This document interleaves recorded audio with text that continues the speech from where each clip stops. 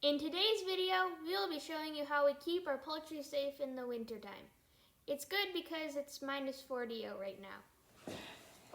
Hey everybody, it's Frankie-Lou. And Angus, Amber, Sinead, and the noisy one back here Sumac. is Sumac. She's just gonna make noises. She's a grumpy old girl. So we're coming to you today from the garage of the Grow To Gather Homestead. Yeah, It's heated, so it's nice and cozy in here. It's 20 degrees in here. The reason we're in here is we are currently experiencing the coldest cold snap we've had in our area in quite a while, and it's averaging temperatures of minus 25 during the day and minus 35 at night, which translates to minus 40 with the wind chill factor. Now, I know there's a big debate with a lot of people who keep poultry about heating coops. Now, we're not talking about zeros or just slightly freezing temperatures here. We're talking extreme temperatures. Now, our ducks are a little bit of a larger group, and they're also more cold hardy. Like ducks are more cold hardy than chickens. Yeah, our ducks are pretty cold hardy. There's 8 of them. They always hang out together. And we know that as long as we keep the hay nice and dry in there, which is hard to do with ducks, and we also check their water frequently throughout the day. And we have the heat lights in there. Yeah, we have a heat light in there, but just one. Sumac is not happy about being in here, but it's better for her here than out there right now. They're going to be fine. We will check on them frequently, but they're going to be fine. Now these girls though, there's only 3 of them. Yep, this one is very old. Yeah, I think she's 7. So that's a very, very old hen. And these 2 are 5. Yeah, they have arthritis, right? It's cold out there. They can't hack these temperatures. So we have created a little emergency coop for them. Halfway house. I might have to let her out. She's just so noisy. And that's what we have in here for them. We keep them in here they're gonna be in here for a week. They're not gonna be happy about it, but they won't be dead, right? And as you can see, these guys are not really commercial birds. These are extremely beloved pets. Yep. And we're not making any apologies for that because they have given us so much joy over the years. Yeah. And we wanna make sure their last years are comfortable. That's what we do. Okay, so couple things we do to ensure that our lovely older girls here are going to be okay.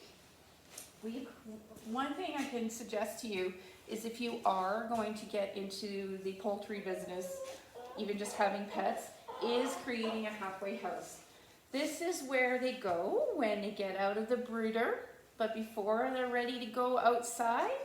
It's kind of like the halfway resort. And it's also it's minus 40! It's the minus 40 emergency coop. The other thing that it's been really good for is when we've had to do a rescue for a bird that's new to the flock. Yeah, quarantine. We have this ready all the time.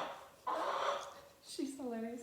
And the other thing that we have it's good for is, unfortunately, when one of our birds gets sick, they can go in here and we can keep them safe and healthy and in a way to get back. Or if there's a predator attack, they've also been moved in here. Like sometimes we have a predator like a weasel who's attacking the coop and it's almost impossible to keep them out.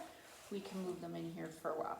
It's a small area, but it really, really helps. We made it in a day, like less than a day, with some plywood and some chicken wire. Yeah. It was intended to be a chicken tractor to start, but it was just too heavy, wasn't it, honey? Yeah. So when you can lift it, it's not pleasant. yeah. So we'll show you a little bit of that in a second. Yes, it does take up room in our garage, but we don't mind. And we put stuff on top of it. Yeah, we use it as a storage area. This is going to be, next week, this is going to be Angus's mealworm farm. Because they love your mealworms, don't we? So we're just going to start growing those ourselves. Yep. Here. Now, so I'm going to put her down so I can show you something else here that we do. So this is the #1 thing we do for our peace of mind, so we don't lose our minds worrying about our birds, is having a halfway house that we constantly keep clean, ready to go for an emergency. Because trust me, over the last 7 years, we've had to use use this a couple times a year at least. So it's been a really good investment in our time to have, and for our peace of mind to have that. Okay, so this is just a more detailed view of the coop, the little indoor emergency halfway house coop. We've got some ventilation holes there. We have an extra flap here for when we want to collect eggs. Or if they decide to hide out in there. Yes, we need to get them hide out. Like we said, we know it's not big, but it does the trick, and it keeps them from getting too cold out there. As you can see, it's really a very simple design. It took us, it really only took us less than a day to do this. And it's been its weight in gold for us, especially when we have a whole bunch of young chicks, eh? Yep. All right. Now the other, you're gonna go down. There you go. Don't step back. Now, the other thing we have for our peace of mind, and I really can't stress this enough, this was a $35 investment. Way cheaper than paying for a therapist about stressing out about your birds. This is a sensor. We have, so yes, our ducks are outside right now. We love them too. We want to be able to keep an eye on them, even when we're in the house. This tells us the temperature. So right now it's 5.9 degrees in the coop during the day, because it is a well-insulated coop with windows, and you can see more about that design in our winter coop video. We designed it so that the daylight sun is captured with polycarbonate windows, right? And we have one heat lamp in there and a couple of cozy coop panels. So it's right now almost 6 degrees, which is great. It is 6 degrees. Okay, which is really, really great for our ducks. We have got this set so that if we have a power failure, I know a lot of people, that's their big argument about keeping a heat light in a coop is, oh, if you have a power failure in the middle of the night, everybody dies and it's terrible because they go through shock. This has outdoor temperature alerts. So when the coop temperature goes below -10, beep, beep, yeah, beep, beep, we actually set it up so that Angus fired it because I don't know how to do this.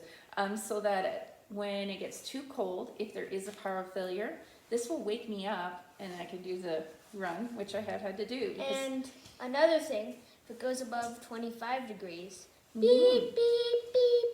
That's true, because actually you can get temperatures getting too high in the summer.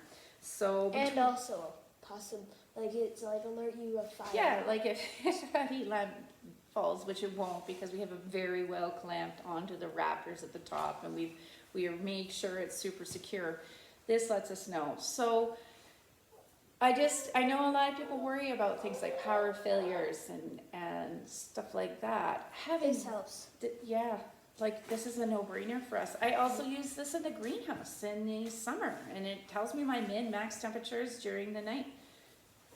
Great. So that's kind of our little tip. I guess this is she's grumpy, but she's alive. She's got arthritis, and these temperatures, are too much for them. So they're cozy now. Obviously, we're gonna have to acclimatize them in a week when the temperatures return more to normal. Yeah. But that's, and also we got some enrichment activities going. Yeah, because they're bored out of their freaking minds right now. So Angus is setting up obstacle course, and which our cat seems to like. Yeah, the cat likes them too. And we also have nice treats for them. We want to keep them happy, right? Yep. So if you have any questions about this, yes, we acknowledge, and we're not going to apologize for the fact that we spoil these girls, because they have always spoiled us, right? Yep. And they deserve it. That's our point of view anyways. And this is what has worked for us. That's, I think, why we have old hens, is because we don't think, oh, they can hack it. I don't want to hack it, so I don't want them to have to hack it either. So yes. So if you have any questions, or if there's something you want to see from our ladies, or any of Angus's cool experiments that he's working on, we'll have the worm farm going here soon, so that's going to be fun, eh, Angus? It's just too cold to go get the mealworms right now, isn't it? we're not leaving the homestead for at least a week. Just let us know. Yeah, and subscribe if you're interested in seeing more of that.